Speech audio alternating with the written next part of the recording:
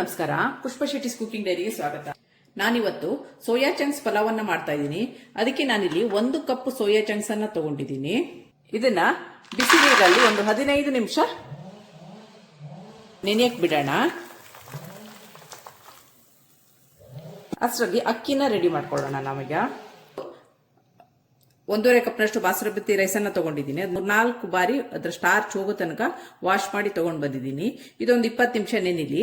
ಅಷ್ಟರಲ್ಲಿ ನಾವು ಬೇರೆ ಸಾಮಗ್ರಿಗಳನ್ನೆಲ್ಲ ರೆಡಿ ಮಾಡ್ಕೊಳ್ಳೋಣ. ಈಗ ಸೋಯಾಬೀನ್ ನೆನೆಯಕ್ಕಿಟ್ಟು ಒಂದು 15 ನಿಮಿಷ ಆಗಿದೆ. ಈಗ ಇದು ಚೆನ್ನಾಗಿ ನೆಂದಿದೆ. ಈಗ ಇದರ ನೀರನ್ನೆಲ್ಲ ಹಿಂಡಿ ತಕ್ಕೊಳ್ಳೋಣ. ಸ್ವಲ್ಪನೂ ನೀರಿಲ್ಲದ ಹಾಗೆ ಹಿಂಡಿ ತಕ್ಕೋಬೇಕು.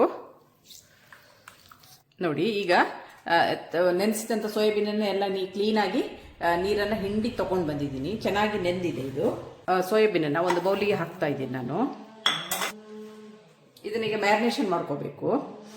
ಅದಕ್ಕೆ ಒಂದು 1/4 ಕಪ್ನಷ್ಟು ಮೊಸರನ್ನ ಹಾಕ್ತಾ ಇದ್ದೀನಿ. ಒಂದು 1/4 ಟೀ ಸ್ಪೂನ್ ಅಷ್ಟು ಹಳದಿ ಪುಡಿನ ಹಾಕ್ತಾ ಇದ್ದೀನಿ.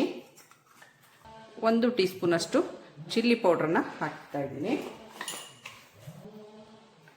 ರುಚಿಗೆ ತಕ್ಕಷ್ಟು ಉಪ್ಪನ್ನ ಹಾಕಿ ಇದು ಚೆನ್ನಾಗಿ ಮ್ಯಾರಿನೇಟ್ ಆಗಲಿ. ಚೆನ್ನಾಗಿ ಕಲಸೋಣ.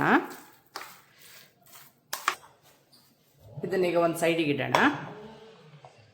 ಈಗ ನಾನಿಲ್ಲಿ ಆಲ್ರೆಡಿ ಕುಕ್ಕರ್ನ ಬಿಸಿಗಿಟ್ಟಿದ್ದೀನಿ. ಅದಕ್ಕೆ 1 ಟೇಬಲ್ ಸ್ಪೂನ್ ಆಗುವಷ್ಟು ಕುಕಿಂಗ್ ಆಯಿಲ್, 2 ಟೇಬಲ್ ಸ್ಪೂನ್ ಆಗುವಷ್ಟು ತುಪ್ಪವನ್ನು ಹಾಕಿದ್ದೀನಿ. ಈಗ ಇದಕ್ಕೆ ಬಿಸಿ ಆಗಿದೆ. ಈಗ ಇದಕ್ಕೆ ಮಸಾಲಾ ಐಟಮ್ ಅನ್ನ ಹಾಕೋಣ. 2 ಪೀಸ್ ಚಕ್ಕೆಯನ್ನು ಹಾಕ್ತಾ ಇದ್ದೀನಿ. ಬಿರಿಯಾನಿ ಎಲೆ ಬೇ ಲೀವ್ಸ್ ಅನ್ನ ಹಾಕ್ತಾ ಇದ್ದೀನಿ. ಒಂದು 4-5 ಯಾಲಕ್ಕಿನ ಹಾಕ್ತಾ ಇದ್ದೀನಿ. ಒಂದು 7-8 ಲವಂಗ ಪೀಸಸ್ ಅನ್ನ ಹಾಕ್ತಾ ಇದ್ದೀನಿ.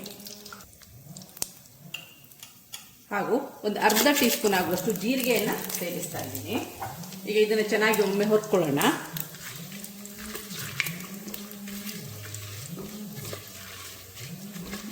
ಮಸಾಲೆ ಘಮವೆಲ್ಲ ಬಿಟ್ಕೊಳ್ತಾ ಇದೆ. ಈ ಹಂತದಲ್ಲಿ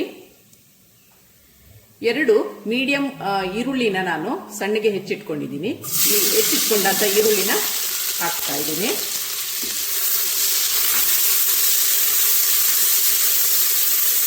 ಇದು ಚೆನ್ನಾಗಿ ಸ್ವಲ್ಪ ಬ್ರೌನ್ ಆಗೋ ತನಕ ಹುರ್ಕೊಳ್ಳೋಣ.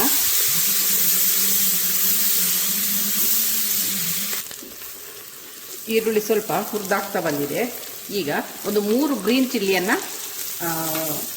ಉದ್ದಿಗೆ ಹೆಚ್ಚಿ ಹಾಕ್ತಾ ಇದ್ದೀನಿ. ಇದು ಹಸಿಮೆಣಸು ಸ್ವಲ್ಪ ಹುರಿದಾಗಿದೆ. ಈಗ 2 ಮೀಡಿಯಂ ಸೈಜ್ ಟೊಮೆಟೊನ ಕಟ್ ಮಾಡಿ ಇಟ್ಕೊಂಡಿದ್ದೀನಿ ನಾನು. ಅದನ್ನ ಹಾಕ್ತಾ ಇದ್ದೀನಿ.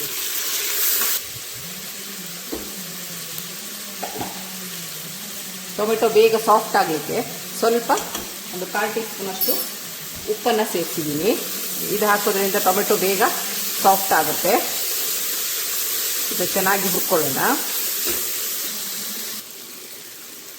ಈಗ 1 ಟೀ ಸ್ಪೂನ್ ಆಗುವಷ್ಟು ಜಿಂಜರ್ ಗಾರ್ಲಿಕ್ ಪೇಸ್ಟನ್ನು ಹಾಕ್ತಾ ಇದ್ದೀನಿ.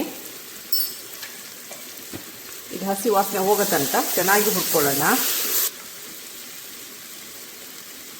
ಒಂದು 1/4 ಟೀ ಸ್ಪೂನ್ ಆಗುವಷ್ಟು ಹಳದಿನ ಹಾಕ್ತಾ ಇದ್ದೀನಿ. ಸೋಯಾ ಚಂಕ್ಸ್ ಅನ್ನ ನಾನು ಮ್ಯಾರಿನೇಟ್ ಮಾಡುವಾಗ ಸಹ ಹಳದಿನ ಹಾಕಿದ್ದೀನಿ. ಆದ್ದರಿಂದ ಇದಕ್ಕೆ 1/4 ಟೀ ಸ್ಪೂನು ಹಳದಿನ ಸೇರಿಸಿದ್ದೀನಿ. ಇನ್ನು ಚೆನ್ನಾಗಿ ಹುರ್ಕೊಳ್ಳೋಣ. ಈಗ ಹಸಿ ವಾಸನೆ ಚೆನ್ನಾಗಿ ಹೋಗಲಿ. 1 ಟೀ ಸ್ಪೂನ್ ಆಗುವಷ್ಟು ಚಿಲ್ಲಿ ಪುಡಿನ ಹಾಕ್ತಾ ಇದ್ದೀನಿ.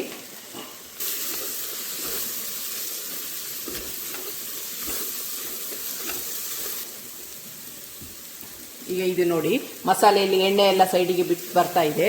ಈ ಹಂತದಲ್ಲಿ ಒಂದು ಅರ್ಧ ಟೀ ಸ್ಪೂನ್ ಗರಂ ಮಸಾಲವನ್ನ ಸೇರಿಸ್ತಾ ಇದ್ದೀನಿ. ಗರಂ ಮಸಾಲವನ್ನು ಹಾಕಿ ಚೆನ್ನಾಗಿ ಇದನ್ನು ಹುರ್ಕೋಬೇಕು. ಈಗ ನೋಡಿ, ಮಸಾಲೆ ಎಲ್ಲ ಸೈಡಿಗೆ ಬಿಟ್ಕೊಂಡು ಬಂದಿದೆ, ಎಣ್ಣೆ ಎಲ್ಲ ಸೈಡಿಗೆ ಬಿಟ್ಕೊಂಡು ಬಂದಿದೆ. ಈ ಹಂತದಲ್ಲಿ ನಾವೇನು ಮ್ಯಾರಿನೇಟ್ ಮಾಡಿ ಇಟ್ಟಿದ್ದೀವಿ ಸೋಯಾ ಚಂಕ್ಸನ್ನು ಇದಕ್ಕೆ ಹಾಕ್ತಾ ಇದ್ದೀನಿ.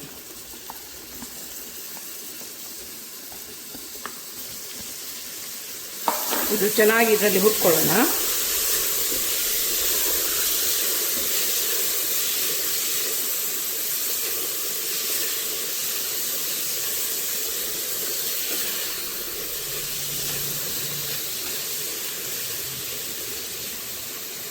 ಈ ಹಂತದಲ್ಲಿ ಒಮ್ಮೆ ಉಪ್ಪನ್ನು ನೋಡ್ಕೊಳ್ಳಿ. ಇದೊಂದು 5 ನಿಮಿಷ ಇದೇ ಥರ ಲೋ ಫ್ಲೇಮಲ್ಲಿ ಬೇಯಲಿ. ಅಷ್ಟರಲ್ಲಿ ನಾವು ಕೊತ್ತಂಬರಿ ಸೊಪ್ಪು ಪುದೀನ ಸೊಪ್ಪನ್ನು ರೆಡಿ ಮಾಡ್ಕೊಳ್ಳೋಣ. ಈಗ ಸೋಯಾ ಚಂಕ್ಸ್ ಆಗಿ ಒಂದು 5 ನಿಮಿಷ ಆಗಿದೆ. ಈಗ ಸ್ವಲ್ಪ ಪುದೀನ ಸೊಪ್ಪನ್ನು ಸೇರಿಸ್ತಾ ಇದ್ದೀನಿ ಹಾಗೂ ಕೊತ್ತಂಬರಿ ಸೊಪ್ಪನ್ನು ಆ್ಯಡ್ ಮಾಡ್ತಾ ಇದ್ದೀನಿ. ಇದನ್ನು ಒಮ್ಮೆ ಚೆನ್ನಾಗಿ ಮಿಕ್ಸ್ ಕೊಡೋಣ.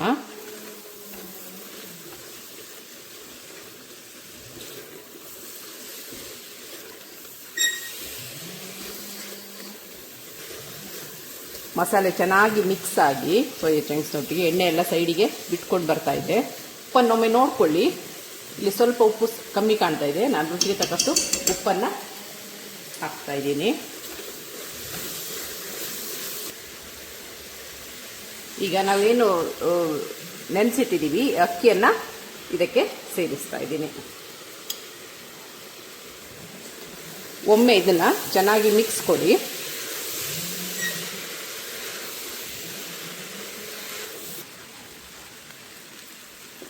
ಈಗ ನಾನಿಲ್ಲಿ 1.5 ಕಪ್ ಅಕ್ಕಿಯನ್ನು ತಗೊಂಡಿದ್ದೀನಿ.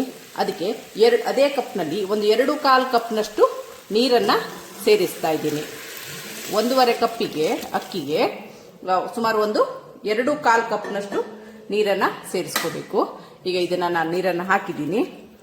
ಈಗ ಇದನ್ನು ಒಮ್ಮೆ ಮಿಕ್ಸ್ ಕೊಟ್ಟು ಲಿಡ್ಡನ್ನು ಕ್ಲೋಸ್ ಮಾಡಿಡೋಣ. ಈ ಹಂತದಲ್ಲಿ ಒಮ್ಮೆ ಉಪ್ಪು ಖಾರವನ್ನೆಲ್ಲ ಚೆನ್ನಾಗಿ ನೋಡ್ಕೊಳ್ಳಿ.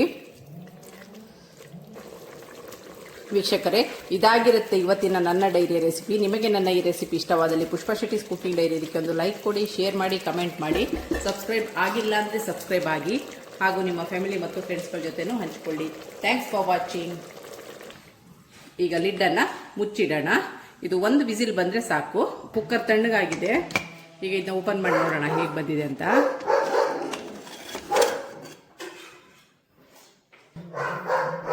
ಈ ಥರ ಉದುರಾಗಿ ಚೆನ್ನಾಗಿ ಬಂದಿದೆ.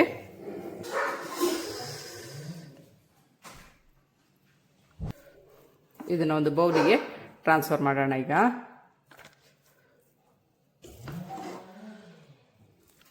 ವೀಕ್ಷಕರೇ, healthy protein rich soya chunk pulao ಸವಿಯಲು ಸಿದ್ಧವಾಗಿದೆ.